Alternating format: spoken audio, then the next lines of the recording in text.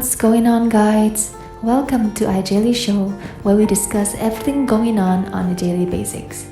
And we are starting to get the new inflation readings. But inflation in most other areas is not really going down. And this is going to be particularly important to everybody on Social Security, SSI, SSDI, and VA, which kind of show you how bad inflation is in our country. The Fed's preferred gauge shows that inflation accelerated even more than what was expected in August. We are going to be getting September's numbers in a few days. Core inflation rose 4.90 from a year ago in August and 0.6% on a monthly basis. According to a measure the Federal Reserve watches closely, inflation in August was stronger than expected, despite the Federal Reserve's efforts to bring down prices, according to new data on Friday that the central bank follows closely. So new data still coming in that shows that it was actually worse than they previously thought. The Personal Consumption Expenditures Price Index, excluding food and energy, rose by 0.6% just for the month after being flat in July. That was faster than the 0.5% the Dow Jones estimated, and another indication that inflation is broadening. So basically, what we are seeing here is that the price of gas has come down, even though it's starting to go back up now. But the cost of everything else is going up, and going up fast.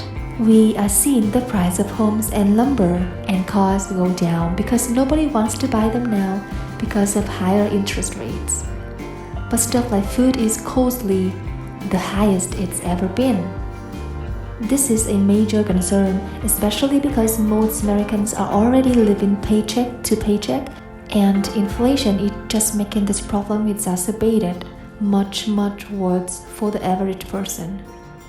More consumers living paycheck to paycheck indicates that many are continuing to lose their financial stability. A recent survey by Lending Club in partnership with Payments.com found that 60% of consumers live paycheck to paycheck. This is very consistent with what we have seen here in recent months. 60% of consumers are living paycheck to paycheck or are in debt. Close to 1/5 of these consumers struggle to pay their monthly bills. Inflation is also impacting some of the nation's high earners. The survey showed that 45% of those who earn more than $100,000 per year call it wealth creep or inflation creeps. That's because they live in homes that are very expensive and in cars, and they just take all the income. They have multiple kids, or they live in high-cost areas, living in New York, San Francisco, and California, a lot of places like that. $100,000 a year maybe for two people. So it's $50,000 a year each. That's the average earning nowadays.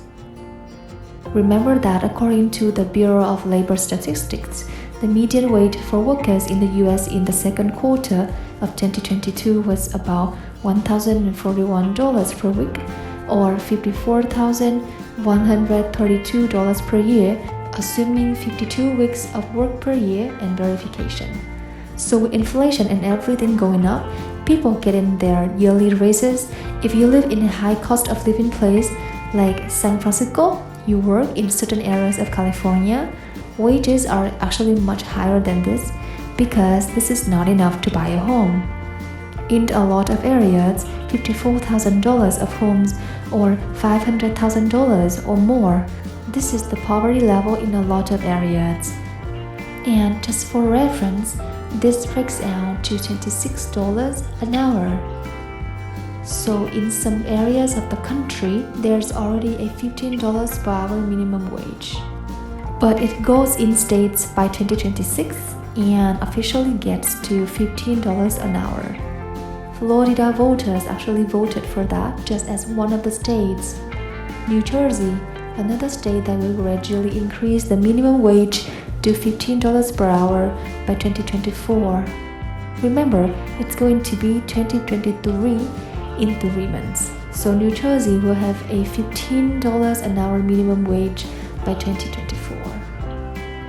Illinois will have a minimum wage of $15 an hour by 2023. Delaware and Rhode Island have a $15 an hour minimum wage by 2023. New Jersey will also increase tipped employees to $987. New Mexico minimum wage to $12 an hour by 2023. Connecticut, $15 an hour by 2023 as well. In Nevada, by July 2024, the minimum wage will be $11 and health benefits, and $12 for employers that do not offer health benefits. Massachusetts, $15 an hour by 2023. New York became the second state to pass a law that could raise the minimum wage to $15 an hour by the end of 2018.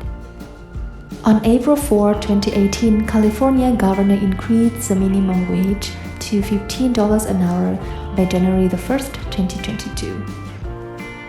Now, this is one of the reasons why Social Security needs an extra boost and extra rates. The cost of living adjustment is going to be the largest rates in 40 years. I will give you up to date here on that, but right now the average Social Security earner wage is $1,546. This comes directly from Social Security. So if you divide that by 4 weeks, it's only $386 a week. That's very, very low. And then you divide that by 40 hours a week. That's $9.06 an hour.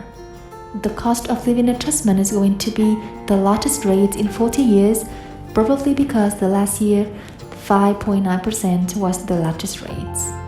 So the problem is that we are seeing this record high inflation, and $1,500 is really just not enough to live on, especially with the cost of everything.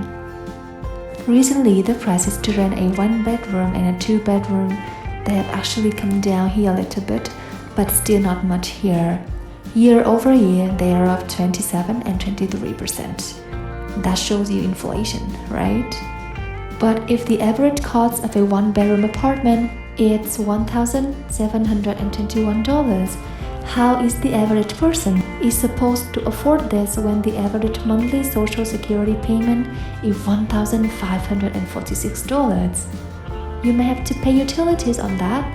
You surely have to pay for food, car, and clothing. I mean, surely you have other expenses on top of this? This just shows how Social Security needs significant raises here, and this is why we need to get these bills passed that Independent Senator Bernie Sanders and about 200 other congressmen and congresswomen have signed on. They don't need that many other sponsors or congressmen or congresswomen to vote to be able to pass. This could add an additional $2,400 a year into the pockets of Social Security beneficiaries, and it could actually extend the solvency by 75 years. The way they could do this is that it could make people that make over $250,000, depending on how they enacted $250,000 or $400,000, they could pay back into the Social Security system, because right now they stopped paying in at 147. This could be good because the Social Security fund is going to run out of money in 13 years. So not only this will extend the solvency by 75 years, but by having all these high-income earners pay into the Social Security Trust Fund, people that make millions and millions and millions of dollars, all that money could go in there. But also it could provide an extra $2,400 per year, which is for a lot of people that's like 2 months of their needs. For some people, maybe even 3 months. So this is a really, really big thing for a lot of people. And here is my newest video. Thank you so much for watching, and I will see you in the next video.